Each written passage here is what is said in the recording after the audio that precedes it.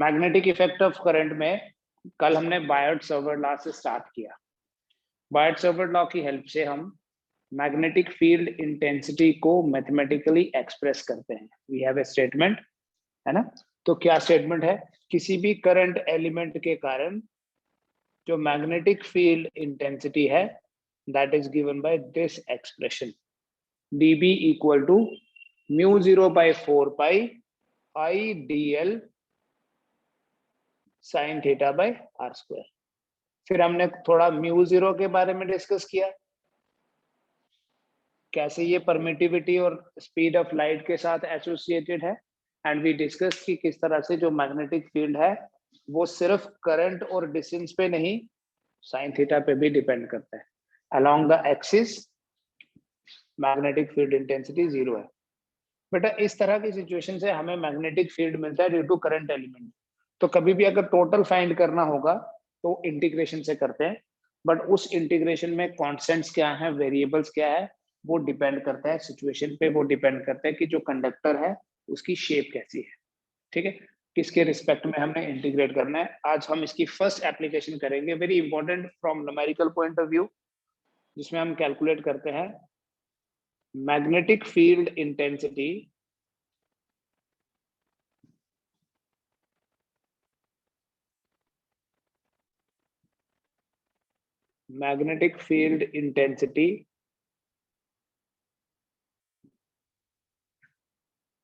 Due to, या ऐसे लिखेंगे, magnetic field intensity at the centre of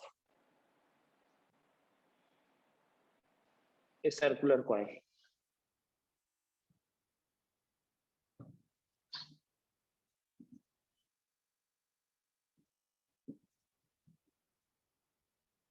We will calculate magnetic field intensity at the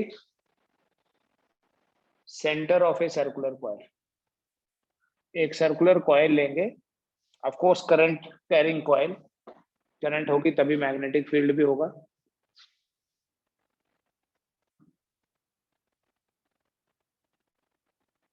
suppose एक coil है जिसमें current flow कर रही है आई, कोई भी डायरेक्शन हम चूज कर लेते हैं, फॉर द टाइम बीइंग में क्लॉकवाइज डायरेक्शन ले रहा हूं, और ये एक सर्कुलर कंडक्टर है हमारे पास जिसका रेडियस एज्यूम कर लो आर है, ए बी सी कुछ भी लिख सकते हो। So we have current I flowing in a circular coil of radius R. बस ये दो गिवन पैरामीटर्स हैं बेटा, current I is flowing through a circular coil of radius r। ठीक है, आई करंट फ्लो कर रही है एक सर्कुलर कॉइल में से जिस सर्कुलर कॉइल का रेडियस है r। बेटा जब भी मैग्नेटिक फील्ड इंटेंसिटी कैलकुलेट करनी है, the first thing you have to do is, आपको एक छोटा सा करंट एलिमेंट कंसीडर करना है। Choose anywhere across the length. Suppose मैं यहीं पे ले लेता हूं, विल बी इजियर। ये एक छोटा सा करंट एलिमेंट ले लिया पी क्यू, जिसकी लेंथ है dl, करंट फ्लो कर रही है I और इसकी लेंथ है dl। पहले हम ये देखेंगे कि इस करंट एलिमेंट के कारण यहाँ सेंटर पे मैग्नेटिक फील्ड इंटेंसिटी कितनी है। ऑफ कोर्स हम ये वाली स्टेटमेंट यूज करेंगे। Due to a small current element, due to a small current element,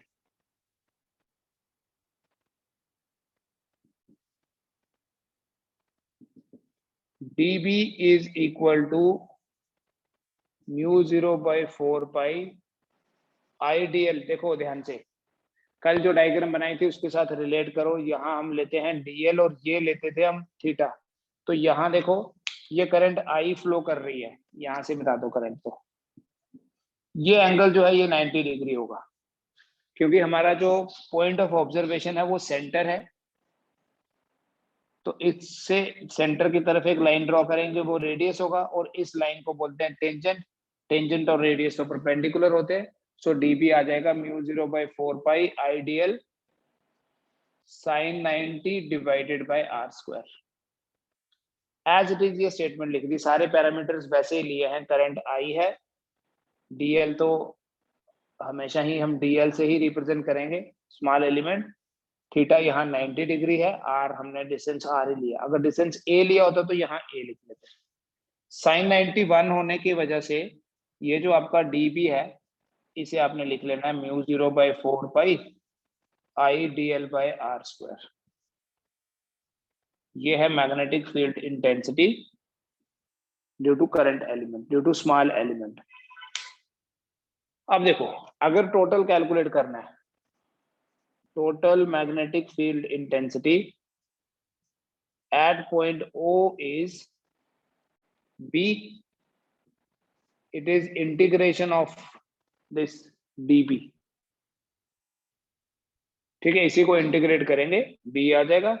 अब देखो μ0 कांस्टेंट है, 4 constant, I constant, r square भी कांस्टेंट है, बिकॉज देखो we have chosen the element to be here, अगर ये एलिमेंट यहाँ होता तब भी r होता डिस्टेंस, यहाँ होता तब भी r होता, सो μ0/4 I/r square integration of dl, ये dl है, dl की इंटीग्रेशन मतलब ऐसे छोटे छोटे छोटे पार्ट्स को ऐड कर दो, जब आप ऐसे छोटे छोटे पार्ट्स को ऐड करोगे dl की इंटीग्रेशन हो जाएगी 2πr, so this will be equal to μ0/4 I/r square into 2πr।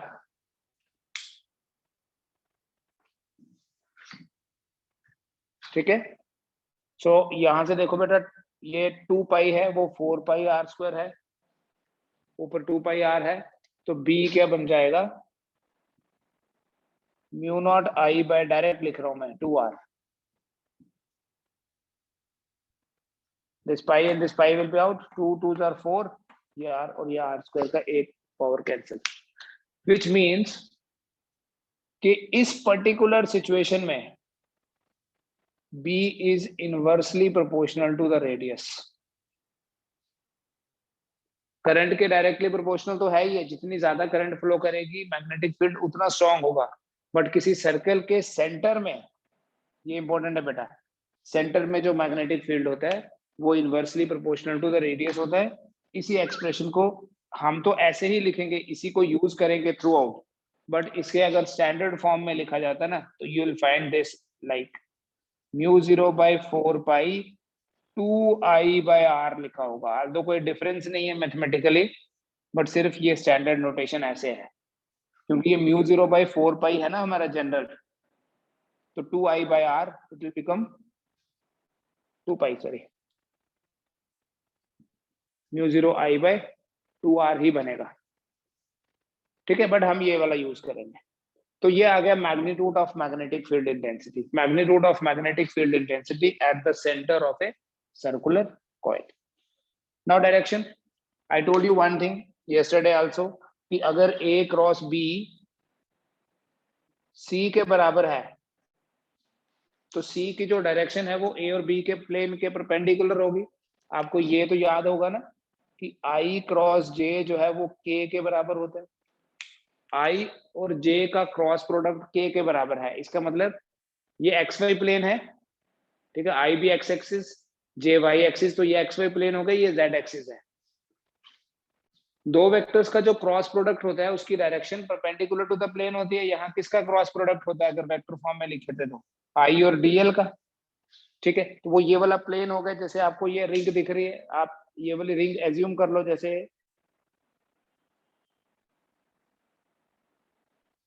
ये रिंग एज्यूम कर ली, तो मैग्नेटिक फील्ड की जो डायरेक्शन होगी वो perpendicular to the plane of ring होगी, मींस वेदर इधर इट विल बी आउटसाइड और इट विल बी इनवर्ड। समझ में आ रहा है, perpendicular to the plane of this ring, plane यही है, अगर ये रिंग ऐसे के बजाय यहाँ होगी, इस तरह से यहाँ आपको दिख रही है, तो मैग्नेटिक फील्ड या तो आपकी तरफ होगा या मेरी तरफ होगा। The direction of magnetic field intensity is, ये मैग्नीट्यूड आ गया, इसको छोड़ दीजिए, यही यूज करेंगे हम, the direction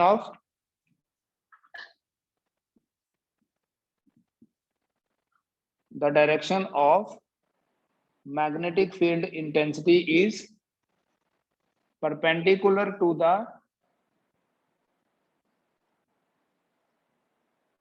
plane of ring and is given by, ये important है बेटा, is given by right hand screw rule. कैसे पता चलती है direction?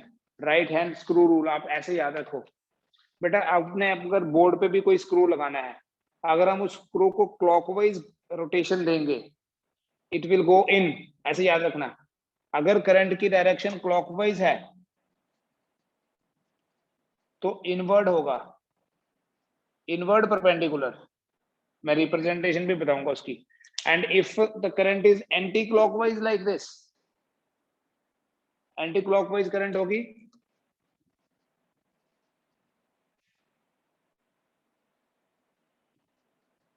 if the current is anti-clockwise, magnetic field is outward perpendicular.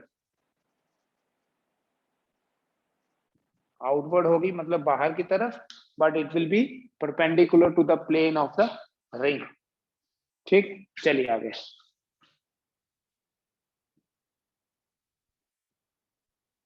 We'll understand it with the help of a diagram. Suppose ये मेरे पास एक सर्कुलर रिंग है, एक सर्कुलर कॉइल है जिसमें करंट फ्लो कर रही है आई. ठीक, ये जो करंट की डायरेक्शन है, this direction of current is clockwise. And if I reverse the direction, कल हमने देखा करंट की डायरेक्शन रिवर्स करने से जो डिफ्लेक्शन ऑफ द कंपास है वो रिवर्स हो जाती है. तो यहां देखो, अब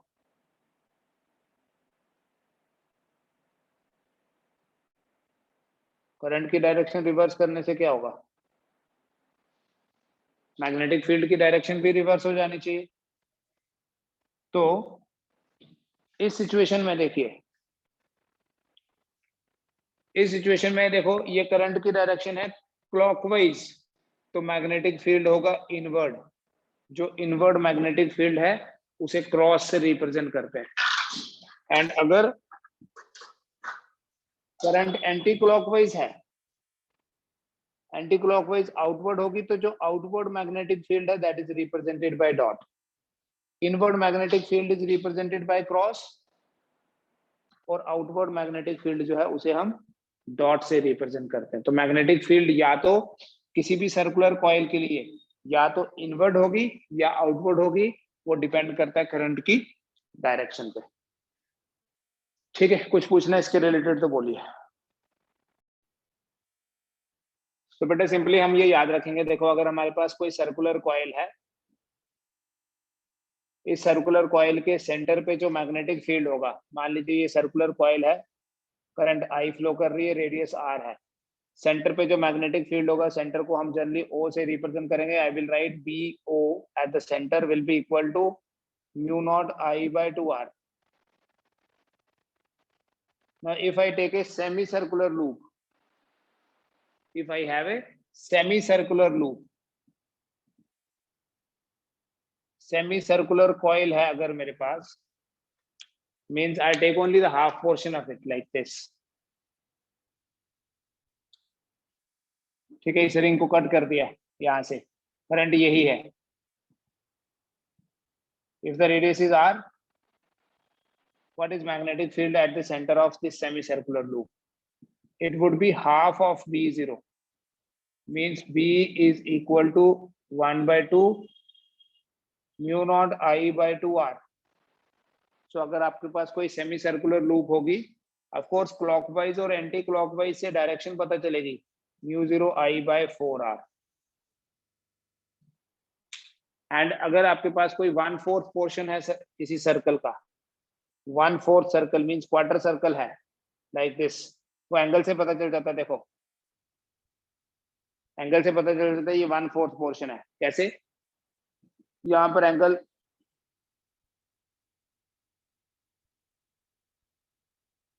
180 है, here it is 90. ठीक है, if the radius is r again, इस 1/4 सर्कल के लिए जो मैग्नेटिक फील्ड होगा, it will be 1/4 of B0.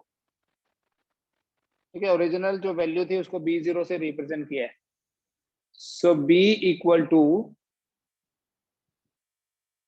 Mu not I divided by 8R। ठीक है, तो जैसा भी सर्कुलर आर्क होगा हमारे पास, अकॉर्डिंगली हम इस रिजल्ट को यूज करके उस पोर्शन का मैग्नेटिक फील्ड जो है वो फाइंड कर सकते हैं। मैं कुछ शेप्स आपके साथ शेयर करता हूँ थोड़ी देर में, पहले हम इसी को थोड़ा और आगे देखते हैं। इसमें कोई डाउट है? ना सपोज मेरे पास एक सर्कुलर आर्क है, इट इज नॉट गिवन ये 1/4 है या हाफ है या क्या है। We have a circular arc.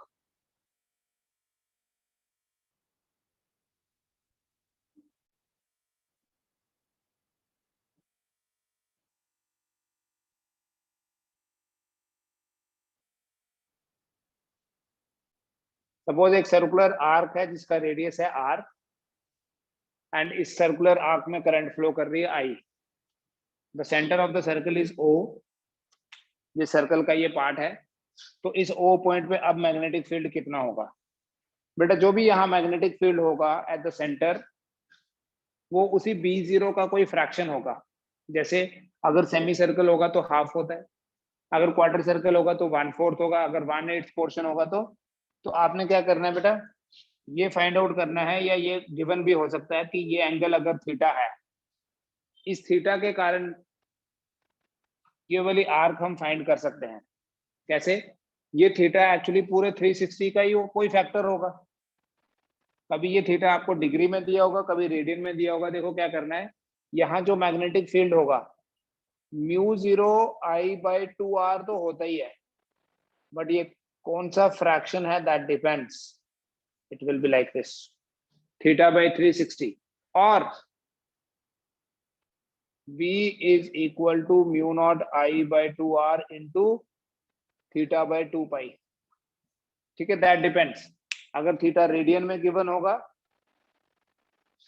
So we write θ/2π, और अगर थीटा डिग्री में होगा तो हम क्या लिखेंगे, θ/360।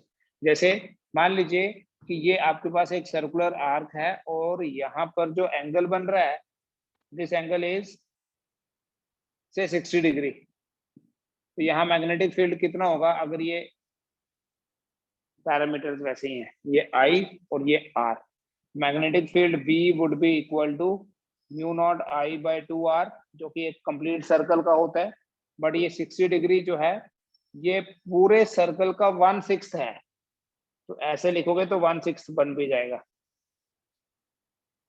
60 degree divided by 360 degree, right? So it will become μ0 I divided by 12R।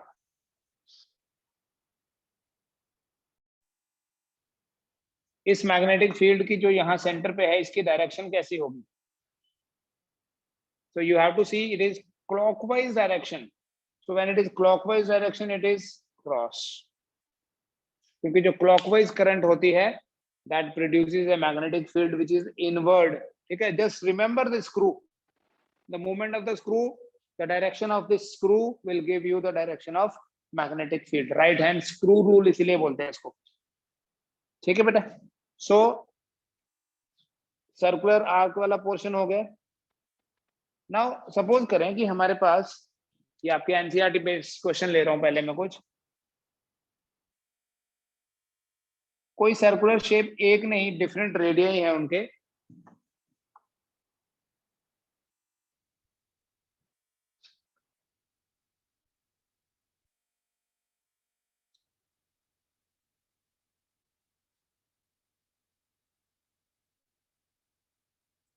ठीक है, ये दो सेमी सर्कल हैं।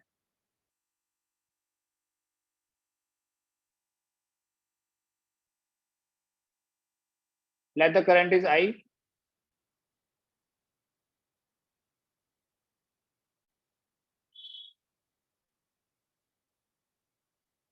ये सेंटर O है,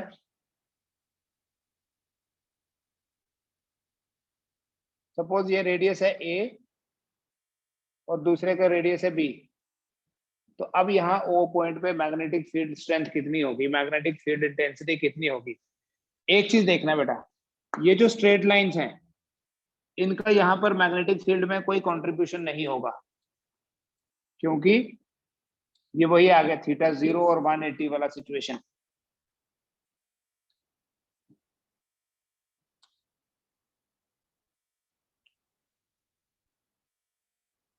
थीटा 0 है, थीटा 180, क्योंकि करंट ऐसी चली गई।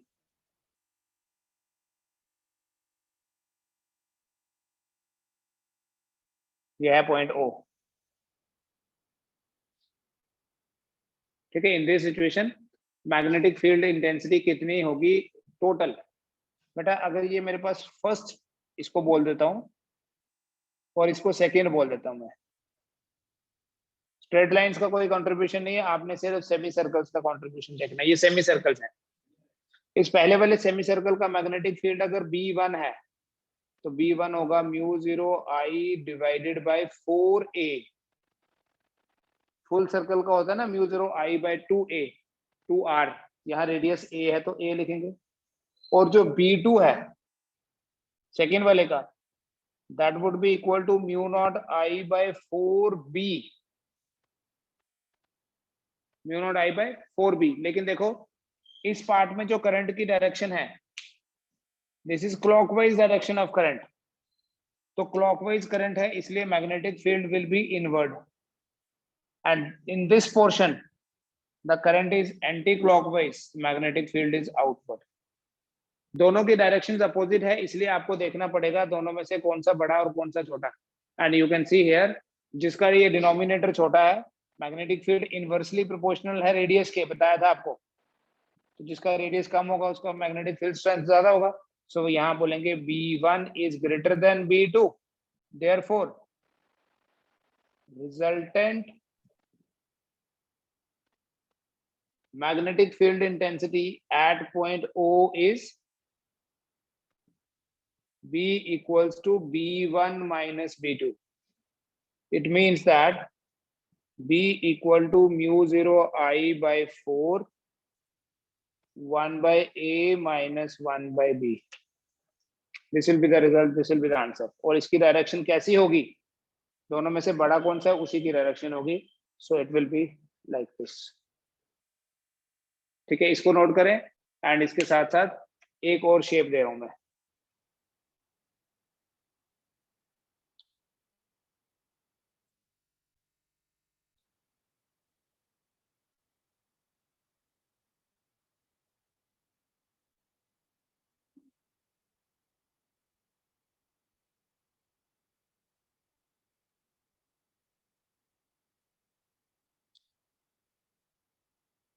ये एक सेमी सर्कल नहीं विजुलाइज हो रहा तो मैं फिर से बना,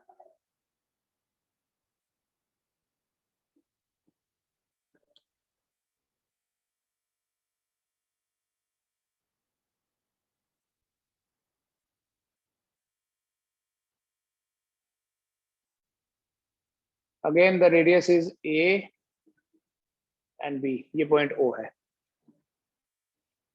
नाउ टेल मी,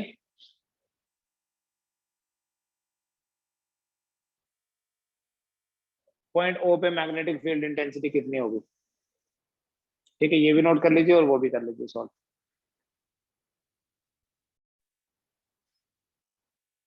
ठीक है, ये वाला समझ में आ गया बेटा। मैग्नेटिक फील्ड इंटेंसिटी का जो रिजल्टेंट होगा दैट विल बी इनसाइड, क्योंकि ये जो क्लॉकवाइज करंट है इसका मैग्नेटिक फील्ड ज्यादा बड़ा है in terms of magnitude as compare to this anti clockwise. तो एंटी क्लॉकवाइज का बाहर की तरफ है, जो बाहर की तरफ होगा उसको डॉट से रिप्रेजेंट करेंगे। आप ऐसे याद रखो, जैसे एक एरो है, if the arrow is coming towards us we look it as a dot, ठीक है, ऐसे डॉट दिखती है। And if the arrow is going into तो we look like a, looks like a cross. तो मैग्नेटिक फील्ड जो inward होगा उसे क्रॉस से, और जो मैग्नेटिक फील्ड आउटवर्ड होगा उसे डॉट से रिप्रेजेंट करते हैं। तो ये मैग्नेटिक फील्ड बड़ा है, रिजल्टेंट ये आएगा and it will be inside. And similarly देखो यहाँ, ये मैग्नेटिक फील्ड क्लॉकवाइज प्रोड्यूस करेगा, फिर इसका और इसका जीरो, ये भी क्लॉकवाइज प्रोड्यूस करेगा। सो इस सिचुएशन में जो रिजल्टेंट मैग्नेटिक फील्ड होगा दोनों का इंडिविजुअल मैग्नेटिक फील्ड्स को ऐड कर देना है, और यहाँ आपको ये देखने की जरूरत ही नहीं पड़ेगी B1 और B2 की डायरेक्शंस को, बिकॉज B1 अगर मैं यहाँ बोलूँ ये फर्स्ट पार्ट है और ये सेकंड पार्ट है. First portion magnetic field will be mu 0 I by 4a. Second portion magnetic field will be mu 0 I by 4b. So this will produce clockwise current, inward magnetic field, again clockwise current, inward magnetic field. So both will be added, and so B equal to B1 plus B2, 1 by A plus 1 by B. ठीक है, ये आ गया अगर हमारे पास दो semi circles हैं. एक shape और बना रहा हूं मैं.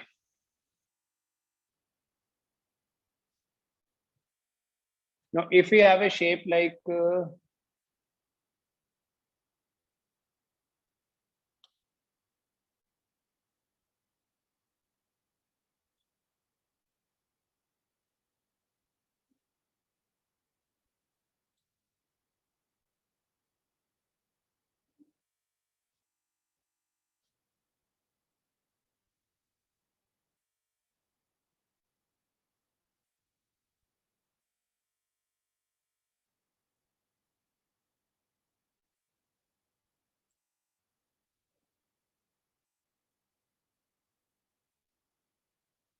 अगर ये शेप है अपने पास,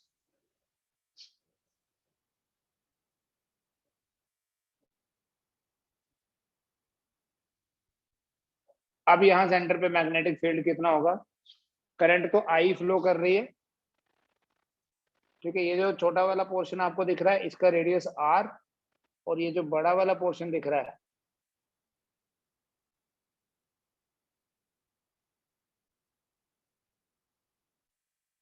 इसका रेडियस ले लेते हैं twice R. Current I flow कर रही है, this is the direction of current. Now what is the magnetic field at point O?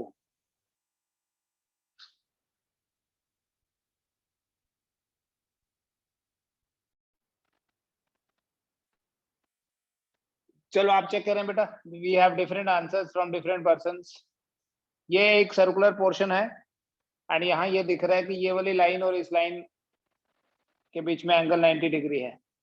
That means this circular portion जिसका रेडियस आर है, this is actually 1/4 of the circle.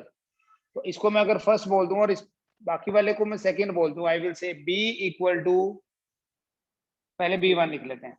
B1 equals to mu 0 I, क्योंकि current I फ्लो कर रही है, mu 0 I divided by 2R into 90 by 360.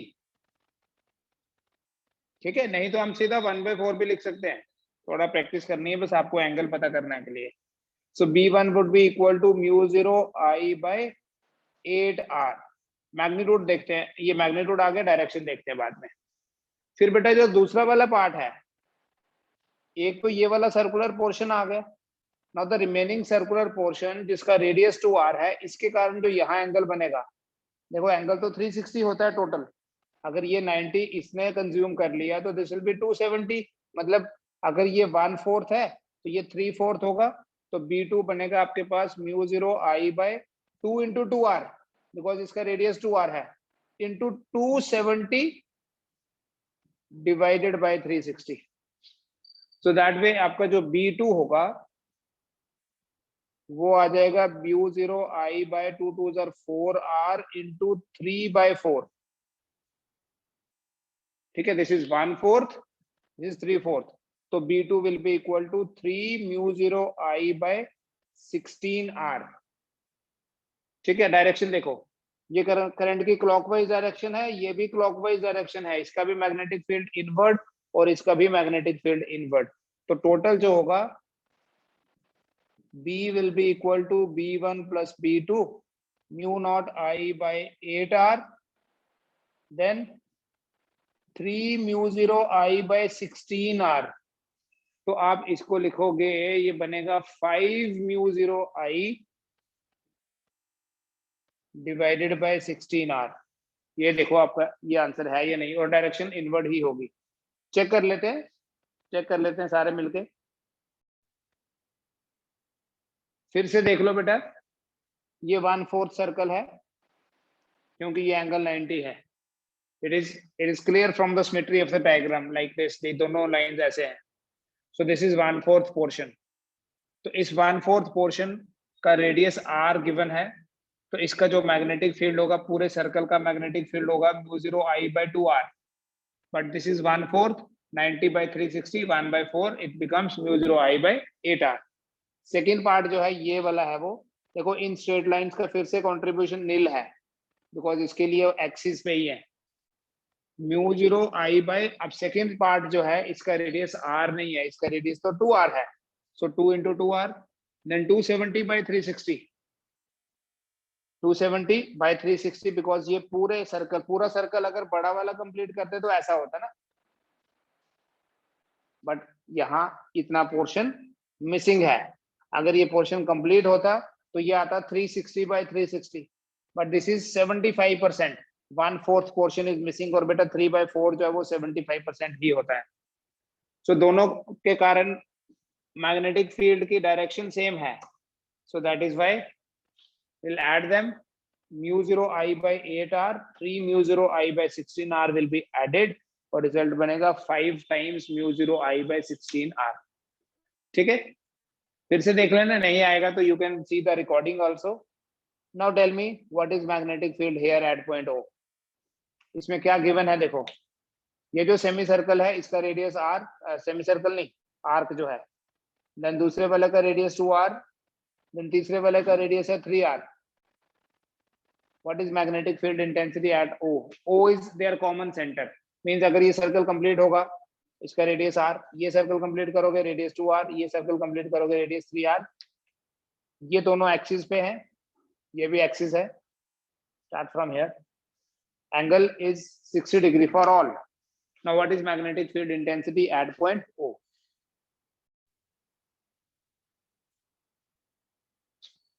So this is first, second, third. Straight lines के कारण तो मैग्नेटिक फील्ड 0 होगा। V1 will be equal to μ0 I/2 into 3r into 60/360. So V1 will be equal to μ0 I/3 to the 6r into 1/6। V1 बन गया μ0 I/36r। V2 होगा μ0 I/2 into 2r, क्योंकि इसका radius 2r है, into 1/6, so that would be μ0 I/24r। B3 होगा μ0 I/2r into 1/6, so that will be equal to μ0 I/12r। B1, B2 और B3, बेटा जो B1 है इसमें करंट की एंटी क्लॉकवाइज डायरेक्शन है, एंटी क्लॉकवाइज डायरेक्शन होने के कारण मैग्नेटिक फील्ड आउटवर्ड होगा। B2 में करंट की क्लॉकवाइज डायरेक्शन है, मैग्नेटिक फील्ड वेक्टर है, आपको डायरेक्शन देखनी है, ये क्लॉकवाइज है तो इनवर्ड होगा, और उसके बाद फिर से एंटी क्लॉकवाइज हो गया तो आउटवर्ड होगा। देखो B1, B2, B3 आपके सामने, जो अब B1 और B3 है इनकी तो सेम डायरेक्शन है, ये इनवर्ड है, ठीक है। और B2 जो है, R यहाँ नीचे आएगा ना, B2 जो है आउटवर्ड है, तो रिजल्टेंट मैग्नेटिक फील्ड कितना आएगा, पहले इन दोनों को ऐड करके ये माइनस कर दो, ऐसे कर दो simply, μ0 I/36r minus μ0 I/24r plus μ0 I/12r। So we can take this μ0 I divided by 12r, ले लो ना common, it will be 1/4 minus 1/2 plus 1। ठीक है बेटा, result will be μ0 I/12r into 1 plus 1/4 हो गया 5/4 minus 1/2, सो रिजल्ट आ गया μ0 I/12r into 10 - 4 is 6/8. ये आपका फाइनल आंसर है। μ0 I/6 to the 12 16R। Check करो इसको। ठीक है, एक बार फिर से देख लो। इस पहले वाले का रेडियस 3R है, तो इसका जो मैग्नेटिक फील्ड होगा μ0 I/2 into 3R 60/360। दूसरे वाले का μ0 I/2 into 2R 1/6, ये वही है 60/360। देन जो सेम डायरेक्शन में है, ये एंटी क्लॉकवाइज करंट, ये एंटी क्लॉकवाइज करंट, तो इन दोनों का 1 और 3 के मैग्नेटिक फील्ड की सेम डायरेक्शन है, सो दे आर एडेड। 2 का जो मैग्नेटिक फील्ड है दैट इज अपोजिट डायरेक्शन, क्योंकि इसमें तो क्लॉकवाइज करंट है, इसमें एंटी क्लॉकवाइज। इसका कोई रोल नहीं है, इसका कोई रोल नहीं है, इनके लिए एक्सिस पे है। ठीक है, कैलकुलेशन कर लीजिए, एक बार चेक कर लो, कहीं कैलकुलेशन में गड़बड़ नहीं होना चाहिए। It will B music. Sir हाँ जी बोलो। जब 12 को कॉमन लेंगे तो 36 की जगह 3 आ जाएगा ना? सॉरी, मैंने 48 की जगह कर दिया, 1/3 आ जाएगा ये। सो 1/3 आएगा, तो इट विल बी 4/3। 1 + 1/3 क्या हुआ? ऐसे ही आएगा ना, 12 3s are 36, 4/3 - 1/2, तो मैग्नेटिक फील्ड क्या आ जाएगा? μ0 I/12R into 8 - 3 5/6। 5 μ0 I divided by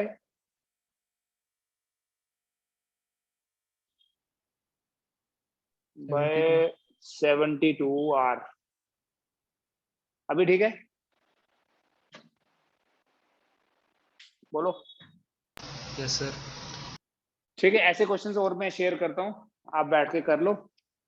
this was the first application, magnetic field at the centre. तो उसी के बेसिस पे सेमी सर्कल, सर्कुलर आर्क, 1 2 या 3 सर्कुलर आर्क्स का मैग्नेटिक फील्ड भी कैलकुलेट कर सकते हैं। एंड ऑफ कोर्स आपको डायरेक्शन ऑफ करंट जो है वो याद रखनी है। क्लॉकवाइज और एंटी क्लॉकवाइज के कारण मैग्नेटिक फील्ड की डायरेक्शन रिवर्स हो जाती है। ठीक है, that's all for today. Now will have class on Thursday. Tomorrow will be a holiday and we'll celebrate Eid tomorrow. Thank you.